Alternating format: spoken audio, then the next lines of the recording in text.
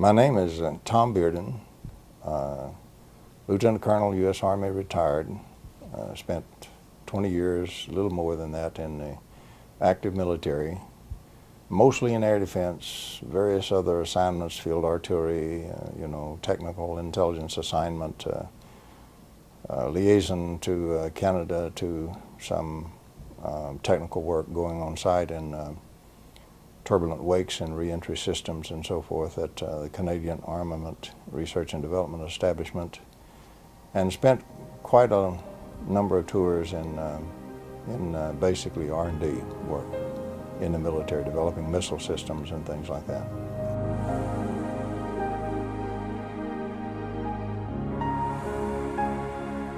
For about 20 years or more, some associates and I have been researching very heavily into trying to extract electromagnetic energy from the vacuum. Now, we did so under somewhat duress because the conventional electrodynamics model does not allow this to happen. In other words, it doesn't allow you to extract excess energy from the vacuum and use that to power your load. So it doesn't allow you to make a self-powering system. So we took the approach that some of the phenomenology we had seen in experiments and so forth convinced us that it was possible, and there didn't seem to be any real physical reason why it couldn't be extracted if we could find the way to do it. But we had the problem of why doesn't the electrodynamics allow it to be done?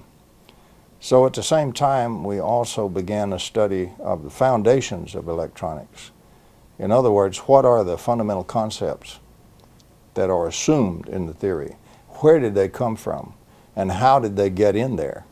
And that turned out to be very interesting and very pertinent, because electrodynamics kept getting modified and restricted is what kept happening to it. The original theory that Maxwell had was 20 equations and 20 unknowns, quaternion type equations. What we've done is the closed current loop circuit, where all the carriers have the same mass per charge ratio. All the buckets have the same weight, so to speak. Anytime you build a circuit like that, it's quite easy to show that the amount of energy that circuit collects, when we do this free regauging and we do increase its energy, ever how much it collects, it will then use precisely 50% of that to destroy the thing that let it do that. And it's really the dipole, the source dipole. It will use that to kill itself, so to speak, and have no more excess energy. The other half will go out to the circuit and power the loads and losses. That means less than half gets to the load. Well, to restore that source dipole, in other words, so we can get some more energy in to use, it costs just as much to restore it as was used to destroy it. So we got to put in more than we can ever get out in a load with such a squirrely circuit. And that's the only kind of circuit we've used in power systems since day one. We're still building them. We're still making power systems that deliberately kill them. So we pay the power company to have a giant wrestling match inside its generator and lose. That's really what we pay them for. So that doesn't seem to be the way to run a railroad. It would seem to be much more ideal to freely change the energy of the system, pay a little switching cost so we get it switched over to the load and dump it in the load and let it go, let it power the load. And so you can do it. So the problem we ran into was that the electrodynamics had actually been modified to throw out the very kind of systems that we had seen in our experiments, evidence that could be done, but violates the ordinary electrodynamics. And we can do it and not violate conservation of energy. We can do it in accord with thermodynamics, and we can do it in accord with physics and electromagnetics. Now, this is absolutely rigorous. I don't care how many folks want to check that, it will hold up. It is rigorous.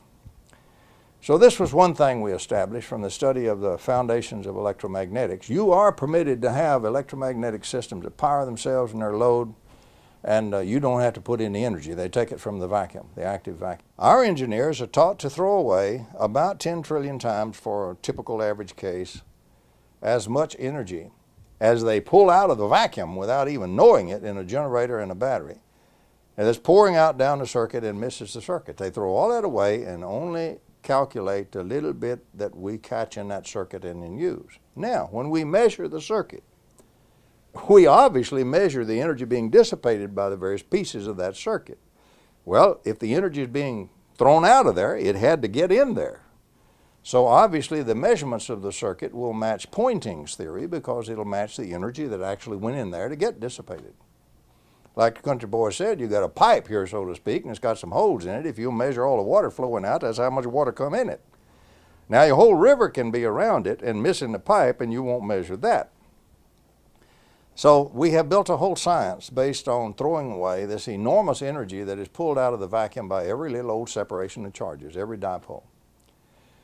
Well, in the 50s, in the 1950s, particle physicists discovered, Wu and others discovered broken symmetry. They discovered how fundamental a process something like this dipole is, where we separate two opposite kinds of charges.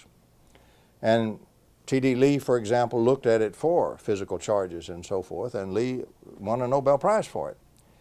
Any dipole is a broken symmetry in the furious exchange with a vacuum. It's a broken three-dimensional symmetry. What does this mean?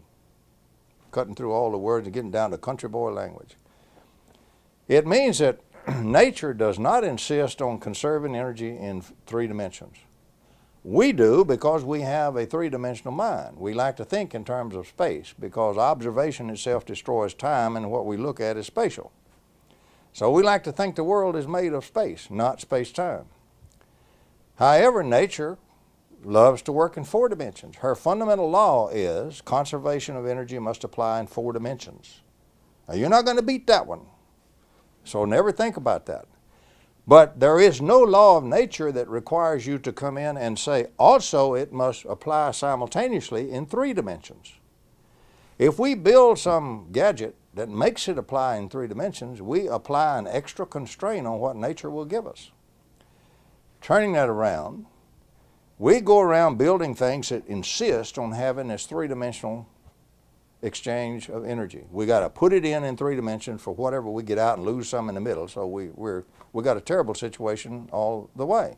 It's called entropic engineering. We always got entropy beating us to death. Never go over unity. Forget it. Lose a lot. We talk about, efficiencies at 30% and so forth for our power systems when we talk about burning the coal and all that stuff. But nature doesn't require you to do that. All you have to do is break a little bit of this three symmetry set of chains where you have tied her feet to the floor. Once you break the flow in three dimensions, you no longer have to conserve energy in three dimensions. The basic conservation of energy is an inflow from four dimensions, outflow in three dimensions. From the fourth dimension converted and flowed out into three. And that one is free. Giant negentropy is free. Nature will start reorganizing a goodly percentage of the whole vacuum for you, spreading at the speed of light, and will continue it as long as you leave the dipole alone. The original charges and dipoles in the original matter of the universe have been putting out energy and reorganizing the vacuum for 15 billion years.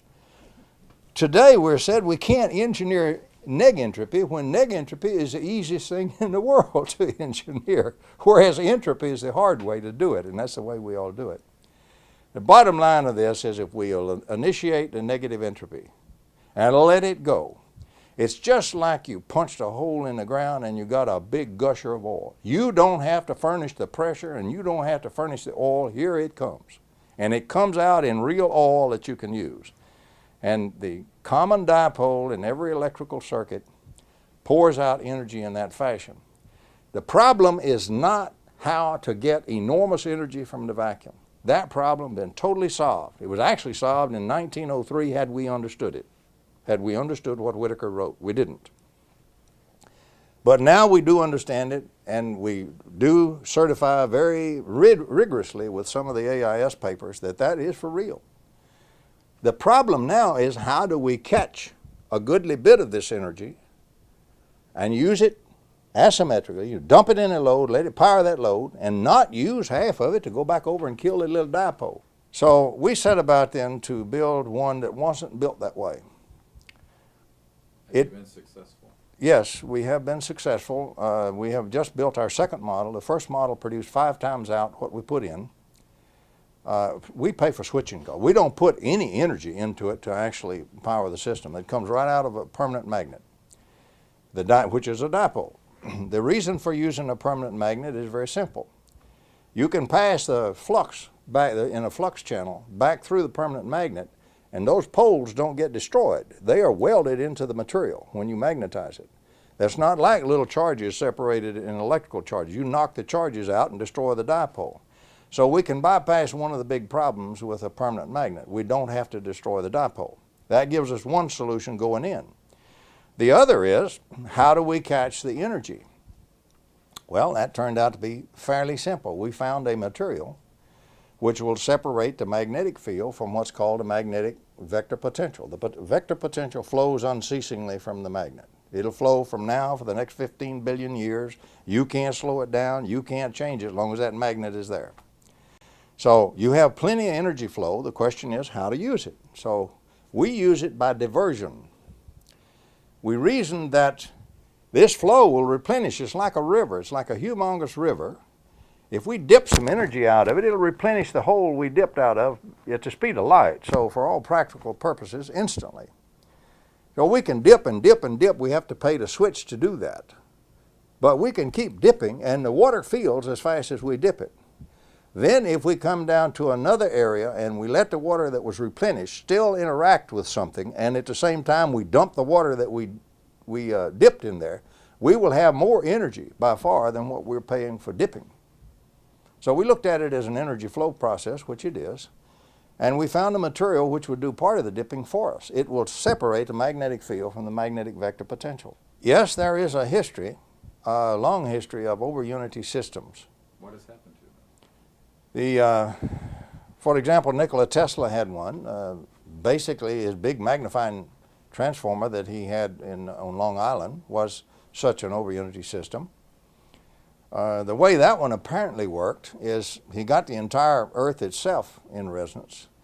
The crust of the Earth, as you go down in there, is made of highly nonlinear materials, particularly when you get down to the perovskite or whatever you call that stuff. And it will act in the bulk even, it will interact in a sort of a nonlinear optics fashion. It will do phase conjugation.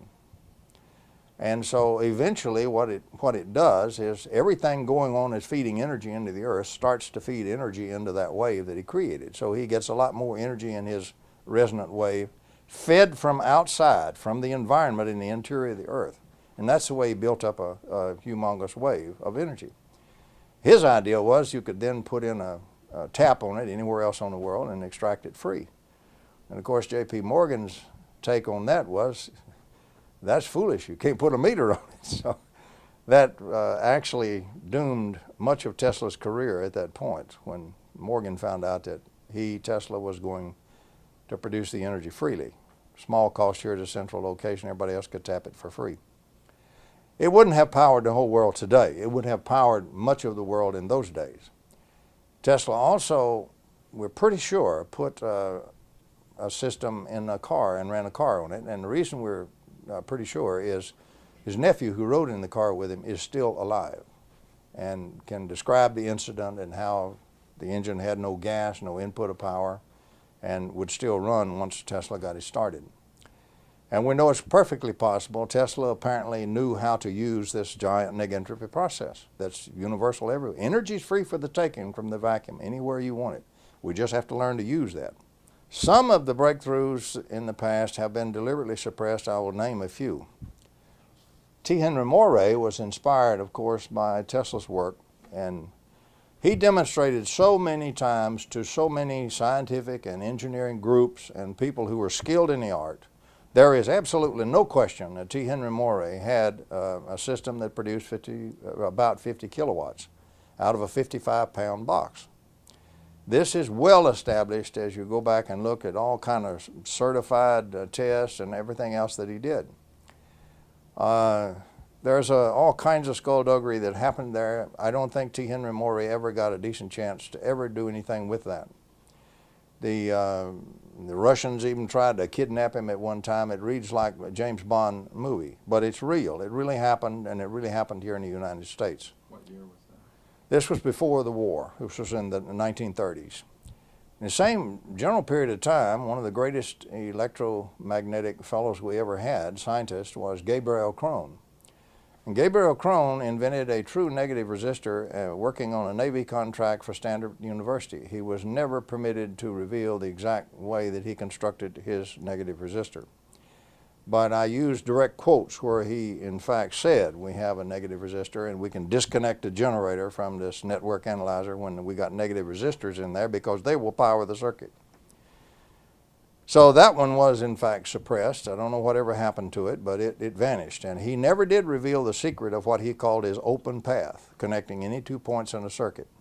But it is in the literature and it's well documented because he was perhaps the leading electrical scientist in the United States at that time. Well, there's another one that went down the tube. Various and sundry people have made casual ones from time to time over the years. I'd estimate probably 50 different inventors have casually invented something. Even if they didn't understand it, they did get it to go over unity. We're never able to get anything done with it. Most of the time they incurred a lot of enmity from the scientific community. Sometimes we're really hounded. And sometimes we're just very naive. Sometimes very naive. Probably the best documented scientifically over unity systems, self-running, self-powering systems, were developed by the Russians before World War II. It's in the French scientific literature and it's also in the Russian scientific literature. The papers are there. I quote them in many of the things that I published. And you can go check the papers. The theory is there. Many papers are published on this in the Russian scientific literature. They built what we call parametric oscillators. They have an oscillator going and they change in the middle, they switch the actual inductance or capacitance or both of the thing so that it becomes a self-oscillation device. And they reached, goodly power for those days of 50 and 100 kilowatt devices. There are many ways of looking at the suppression that's occurred in this area, and certainly I do not wish to talk about it myself, but I've been a victim of quite a bit of suppression. So has any other legitimate researcher in this area. All I can do is give you my ideas and drawn from my own experiences and what I think it is and where I think it's coming from.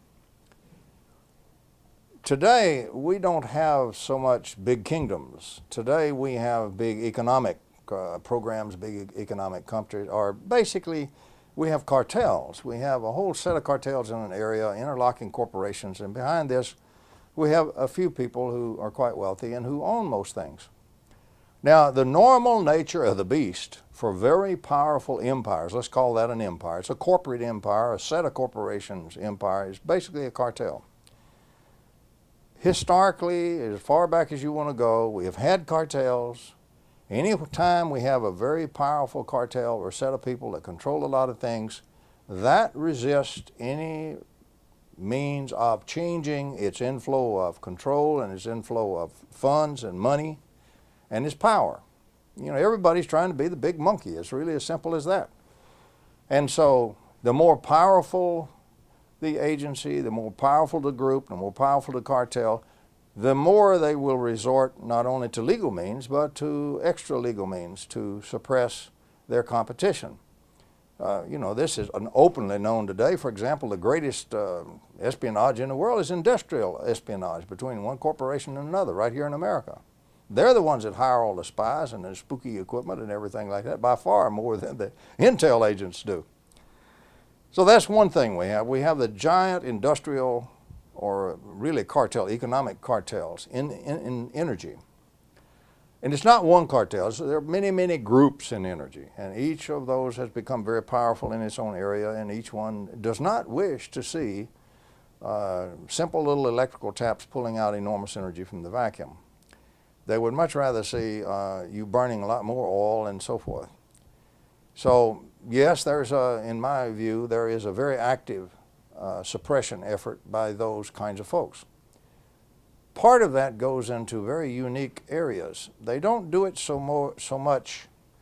It's not totally mafia type stuff. It's not like, you just flat get shot. There's some of that.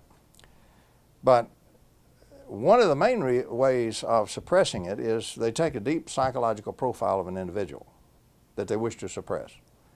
What it means is they really wish to get him entangled in all kinds of difficulties he can't get out of.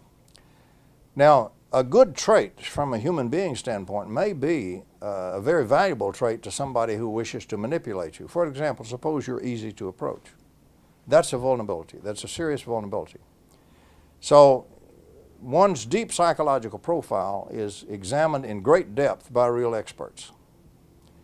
And any way that you can be gotten to where you're naive, you don't have who knows international finance? You can be had on a money laundering scheme easily and not even recognize that's what you're in. So any way that you do not have good knowledge, or you do not have ability, or you have a vulnerability, they call them vulnerabilities, then they arrange scenarios just like you would write a movie. In fact, they do it with computers, all computerized. And in this scenario, we write a play where this particular vulnerability is going to be exploited in the target. Now, they keep deep psychological profiles on lots of useful fellows. These are people who basically have knee-jerk reactions or something, or they're radical, or they have some kind of way they interact, which, if could be connected with you, would be in the area we wish the interaction to occur, to get you off into something else totally different from what you're doing. So the next thing you know, here, all it takes to set that up may be a phone call and stimulate the interaction to occur. And then the controllers sit back and watch the game go. It's gaming. But it's just like watching a movie scenario. One of these days, we'll probably write a book on gaming and how it's done and what kind of the main games they can use. But I can tell you they're very effective. You can get so many different games from so many different walks of life by so many charming folks who are really oily characters that you would not believe it. And those come at you en masse. And usually they bury you. They bury you off in the courts. They bury you off. They get you tricked into doing an illegal act. How would they do that if you wouldn't violate the law? Real simple. How can you be made to violate the law when you're not a criminal? Simple. Let me give you a for instance.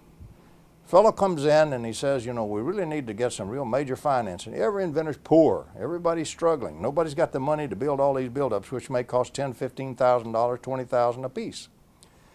So everybody's struggling for money. So he comes in and we're going to raise this. We're going to form a stock company. We're going to do all these good things. Unbeknownst to you, he goes off to the Securities Exchange Commission and several other people, Treasury Department, and he says, hey, I think I have fallen in with a den of thieves. Of course, he's the CEO now, understand? Of course, he's the guy who knows all this stuff. And I'll tell you what I'll do. If you'll give me immunity to prosecution, I'll help you catch these crooks because they're going to do the greatest money laundering thing you ever heard of. It's going to come right out of one of these foreign countries. It's going to be scrubbed and come in here to fund this effort. It's going to be laundered dope money or something like that. You have no knowledge this is happening. And they jump at the chance. They'll give him the immunity to prosecution. That's their normal modus operandi. They want to catch some crooks, and this guy's going to help them catch some crooks. So then he goes off and sets all this up and keeps you deluded about what's happening. Now you wind up in where the thing is going to be consummated somewhere, and if you consummate it, you wind up behind bars for about 20 years wondering how you got there when you never did anything to money launder anything. He's the fellow who did it and who set it up, and he testifies against you because he's immune to prosecution. This is one of the standard games. Machiavelli is not dead, he still lives. And these are the games that are played, and it's particularly played in the systems where people are trying to build over unity systems. It's been very effective in stopping some of them. Do you think lethal force has been used? Lethal force is used. I worked with an inventor, for example, the Sparky Sweet is quite well known. And he was shot at once with a silenced rifle a sniper rifle from about 300 yards. The only thing that saved his life was he was an old guy and very feeble there towards that part of his life. And he was stumbling as he coming up the steps and he fell down. He just flat fell down on the steps, caught his foot and fell right forward. And as his head went forward, the bullet went right by where his head was. And of course, the assassin was never found. So there are many cases like that. Some are killed. I believe Marinoff, I believe to be a kill. I don't believe Marinoff jumped off a building when he was excited on the way to to talk about his invention and so forth. Gave no indications of it. If I can believe the reports of the people who visited where his body lay on the pavement glowed. And there's only one weapon on earth that will kill a human body and leave where it lies on the cement, let the cement glow under it, and that's a longitudinal wave shooter, what's called a shooter. So I believe, my personal belief, I can't prove this in a court of law, I don't intend to try, but my personal belief is that Marinov was killed. He was probably killed by either the KGB or one of their agents from one of the other Iron Curtain countries, killed with a shooter, thrown off the building to make it look like suicide. The police probably knew about it, that's why they let the body lay so long before they moved it. They didn't want to tangle with the longitudinal waves from it. So yes, there are some rather bizarre things that have occurred to some people. As I say, I prefer not to dwell on that, try to get by as much of that as we can and try to dwell on the science. The only way we're ever going to beat all of this stuff, we have to convince the scientific community that there's real science here. Let me now review some of the implications of what I hope is just now emerging in these energy systems, where we take the energy from the vacuum, turn it into normal electromagnetic energy, and we catch it and use it to power our loads. First of all, every system we got out there has been doing this. We just didn't know it. We thought the generator powered the external circuit. It doesn't. It does not power it at all. All it does is we twist the crank on the generator, the shaft, to turn the shaft, and that forms a magnetic field inside the generator, and that energy in that magnetic field dissipates itself upon the internal charges to force the positive charges in one direction and negative charges in the other, and make that dipole, and that's all the generator does. It doesn't add 1 watt to the power line. All the coal, all the oil, all the dams ever built, all the nuclear fuel rods ever consumed, never added 1 single watt to the power line. All they did was keep rebuilding the dipole that we have designed the silly circuit to destroy faster than we can power the loads. Not the way to run the railroad. So we have polluted the planet, we're killing species, we're poisoning our own lungs and our own environment. We don't have to do that. But it's a giant set of cartels, it's a giant financial set of empires, and it's going to continue this way unless we get the attention of the scientific community focused on it, and hopefully get some legislative action focused to force the action to develop these kinds of systems. Now the implications once we develop them and start to use them, first of all, we don't have to have all this nuclear. Look how expensive and how long it takes to build a nuclear power plant, and then all the radioactive waste you have, they still store the fuel rods on the sites after they're spent. They don't know what to do with them. So you got all kinds of schemes about where you're going to put them. The blunt truth of it, right now we're storing them on site. It's at the nuclear power plants. The other thing is we don't need to pollute with all these hydrocarbon byproducts. We don't need to pollute the whole biosphere like that. We don't have to burn all that stuff just to make a dipole. Quit destroying a dipole, you don't have to remake it. So if we use the system where we extract it from the vacuum, we can clean up this biosphere. We can also, right now, one of the greatest critical things we have, in my view, the supply of oil is not lost, but the supply of cheap oil has now peaked. We are there. What this means is we will continue to get some oil, yes, but it will be more and more and more expensive year by year by year. Meanwhile, the demand for electricity goes up everywhere in the world, which drives the oil curve again, and what you have is the classic escalation of prices type situation. The demand is up, the supply is down, the supply gets more and more expensive to try to fill it, and so the cost just going to go up, and they're not going to stop. Well, what happens? Somewhere along the line of about 2008, the way I look at it and project it, we're going to have a world economic collapse. The economy cannot stand such increases as is going to come up. And God help us if we have a war in the Mideast, nobody knows what. Maybe 2006, instead of 2008. But I believe by 2008, we will see the world economy collapse. Now, about a year before that, as the economies are crumbling, not everything runs up and like a square wave collapses in one instant. As they start to crumble, and the stress on all these populations and all these leaders and all these nations increases so much, desperate people will do anything Desperate leaders, particularly fanatical leaders, will do anything. What will happen is their conflicts will increase and escalate, and they will start to use the weapons they have in those conflicts. And there's about 25 nations now, according to the Secretary of Defense Cohen, that have mass destruction weapons. Nuclear weapons, for example, for goodness sake. If you don't have nukes, maybe you bought some surreptitious plutonium. Look at what will happen to your water supply in New York City. You put a little plutonium in it. So all kinds of things. People that are the poor nations that can't afford nukes have biological weapons. But about 25, and it's growing all the time, has weapons of mass destruction. Now, by the way, those weapons are already in our large populations. If you will check Colonel Lunoff's book, Colonel Lunoff is the highest ranking GRU defector we ever had, and his book's cleared by the CIA, so what I'm saying is cleared. Lunoff tells you how the Russians introduced the nuclear weapons surreptitiously into their operatives on the ground and secreted them in the U.S. He tells you how it was done in the book. So read the book. All our big cities, as far as I'm concerned, and population centers already have weapons of mass destruction hidden in them. We used to call that dead man fusing.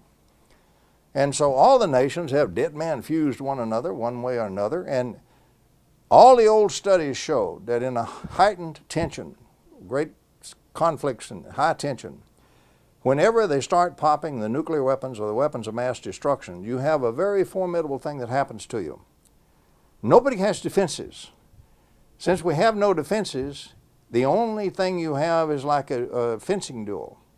You have to hit the enemy before he hits you. You have to destroy him or you will be destroyed. Mutual assured destruction is a funny acronym. The only thing that's debatable about it is whether the destruction shall be mutual or unitary. What happens is everybody fires on perception of preparation by his adversaries. And you have to fire everything you have as fast as you can, as rapidly as you can, as massively as you can to try to destroy your enemy, and otherwise you have no chance of survival. So what we get is the great Armageddon everybody's been dreading. The energy crisis going right now, in my view, will probably evoke a great Armageddon that we've all feared so long in about 2007, if we don't solve the crisis. We back up from that, it means the first quarter of 2004, these things had better be rolling off of the assembly lines like sausages, or we can all forget it and go home. It's too late to change it. That's how short a time we have and how short the rations are. Because of what I view as the stress, I view this as the greatest strategic threat to survival of the United States and in fact of civilization itself that has ever existed in my lifetime. Now, the fools may blow the world from other causes, don't misunderstand me, but they're going to blow it from this cause. This I'm quite certain of in my own view. So it means that anything I can do to try to stop that has to be done. What we need is a great Manhattan Project. You can do it. This is a doable. We have the principles. We know how to do the giant neg entropy. We have good scientists. We have some sharp young grad students and postdocs. They aren't allowed to work on these kinds of things. For goodness sakes, let's marshal them together like we did in World War II to get the atomic bomb, which we went from zilch, you might say, in 4 years. We had an operational bomb. Let's do the same thing here because survival depends on it. Not only of us, but of civilization. There's even a little evidence, and I don't know really how to put this in perspective. We had one friend, for example, that we worked with very closely who built practical over unity systems. He demonstrated at a conference, for example, an 8 kilowatt system. And then very mysteriously, he and his whole family disappeared. We have found out since, in fact, not long ago, that he's still around, and he's doing very well because he was attired in a very expensive suit and a very nice automobile. But he and his family are okay, even though they disappeared back there.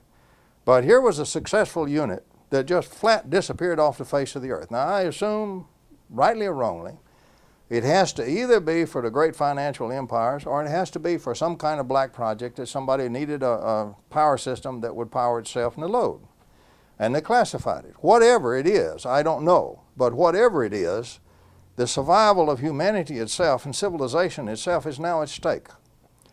And I really believe through the auspices of the U.S. government, regardless of what that kind of program in it anywhere may have, we must bring it forward to save ourselves and save the earth.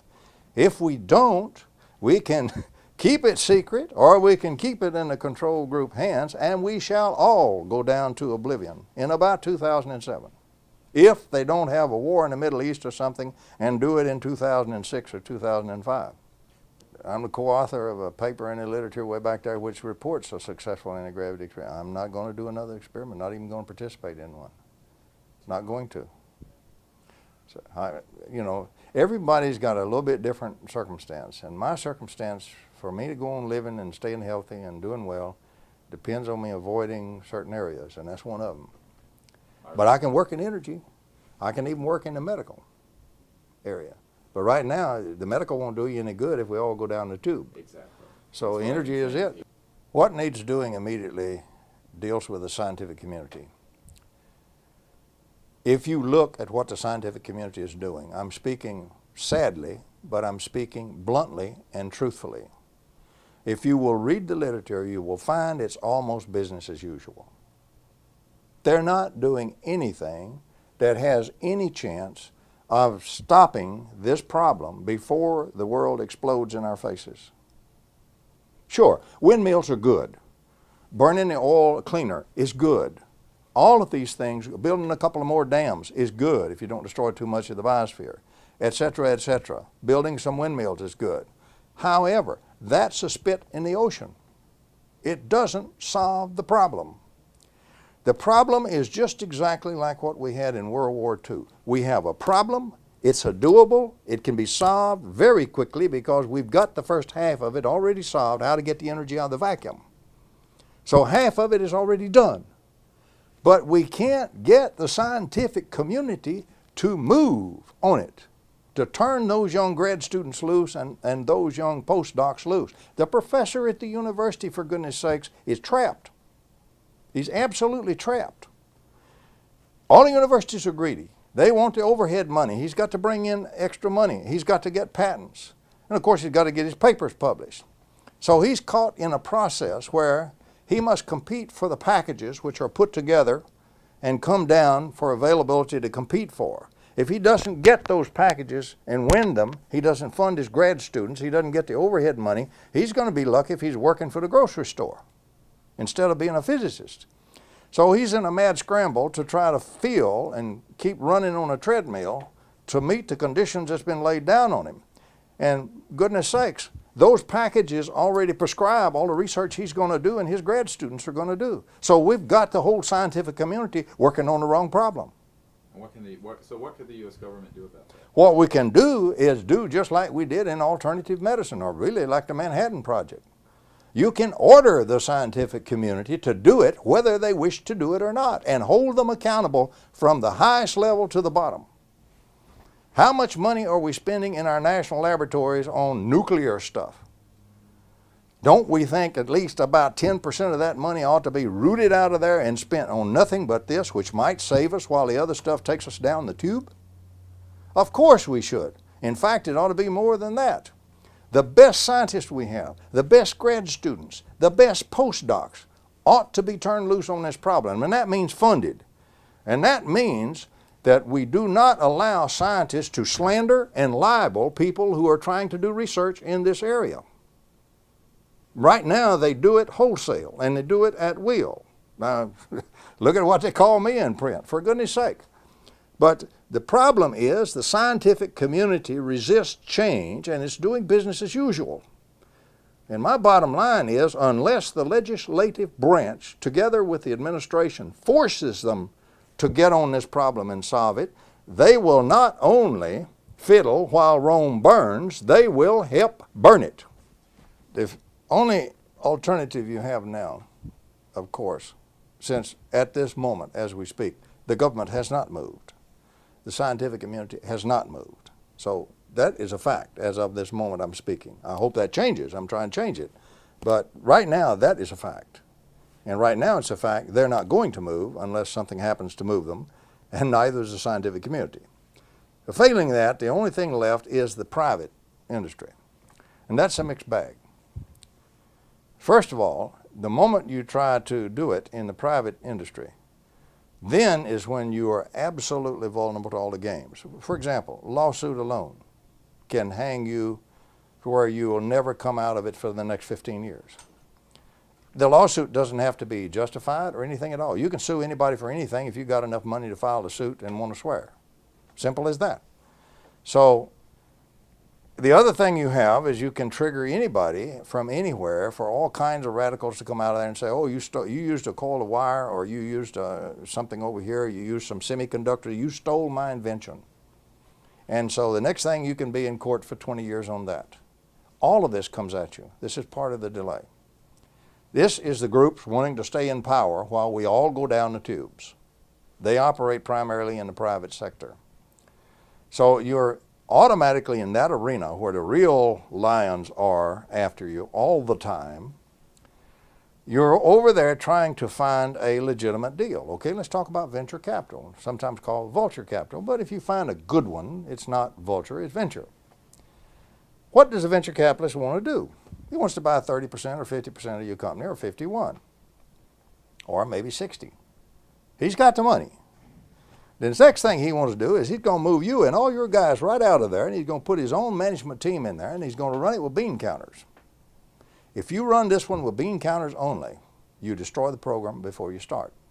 So your only choice then is to avoid venture capitalists like the plague, and to try to go for licensing, which means the brunt of doing the research on the front end falls on you and your meager resources, which for working people is whatever you can afford out of your back pocket. But if you don't do that, you're not going to do it anyway. How many have you seen in the past that went the venture capital route that were real? How many of them made it? I can name 3 or 4 that were real. They're not there yet. They're not going to be there. They were buried. So the thing that sets in, you have to do it by licensing. Then you got to get the patent office. The patent office says it's impossible to do an over unity system. The API, the Physics Institute, comes down on you and says it's absolutely against the laws of nature. It isn't.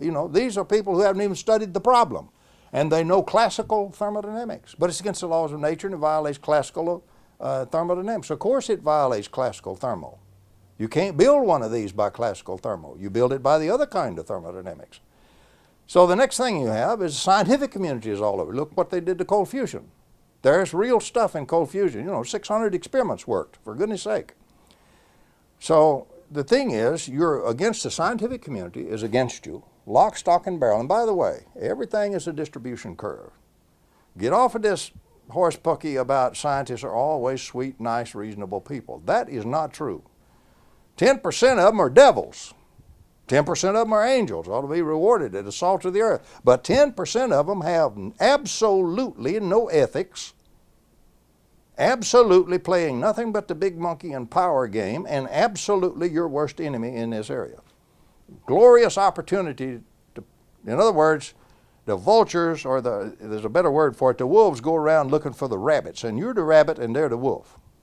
So your next thing you get into is a big wolf-rabbit game with the scientists over on that 10%. So you face all of that. Meanwhile, you've got to go to the patent office. You get to the patent office, what are you looking at? This is impossible. This is perpetual motion. You say, well, the atoms have been doing this for 15 billion years. It's not perpetual motion, but it's just long-lasting. But they call it perpetual motion, and of course there is an unwritten law that anything that's perpetual motion shall not be even proved or looked at. You can't even get a serious consideration in the patent office. I speak as one who has submitted patents in this area. I know what I'm talking about. I've defended a couple of them. So what we have is a situation where the entire structure of science, industry, the organizations of science, and the patent office are already against you. If you can't get a patent, how can you license? So it's a real neat little thing. It's the old chicken and egg situation. If I had the chickens, I could get some eggs. If I had the eggs, I could get some chickens. This situation is designed so you never get chickens and you never get eggs. So the only thing you can do is to try to put your head down and continue with that and do one other thing, communication. Fortunately, we do have the internet. Sure, it's full of a lot of bad information. It's also full of a lot of good information. You just have to discriminate. So the other thing you have to do to have any chance at all is communicate, communicate, communicate, communicate, which we do to the limit that we're legally able to do and not lose our patents. If we can get the government to move, they can cut through all of that by simply issuing the order to do it. And that's what it's going to take. We're going to struggle with this other, but I'll make you a prediction. If the government doesn't move, there's a 75 to 80% chance we will fail. We certainly won't make the first quarter of 2004. And if we miss the first quarter of 2004, not just us, there are several other inventors and groups in the same area and have systems that work. We are not the Lone Ranger here at all. I want every system out there that works and is real going. We need everything we can do. But if we don't make it by the first quarter, then we may as well all go home and enjoy our families for the time we have left, because it's going to blow. It will be too little and too late. And don't come in 2006 when any fool can then see the world is fixing to blow up and say, would you guys like to try this? I'll say, no, I'm going to enjoy my family while the time I have left. You blew it back in 2000 and 2001. You decided right then to blow it. And so it's on your head. And that will be all we can do if we don't make the schedule. Everybody wants a modern life. They want to get out of the mud and the slime and everything and have lights and have, things that are powered and have industry and jobs and homes and schools. It's a common striving from the human heart. And to try to do that the way we're doing it will destroy the planet, and we will forcefully destroy each other. It seems to me we just ought to be wiser than that. Funding from individuals, the funding from governments is necessary to get the ideas out, to get these people that are thinking outside the box, beyond oil, to begin to supply the ideas and to get the scientists working on those ideas to bring out all the problems that we have with these technologies in a timely manner, instead of them sitting on the fringes for long periods of time. Well, there's some things I know.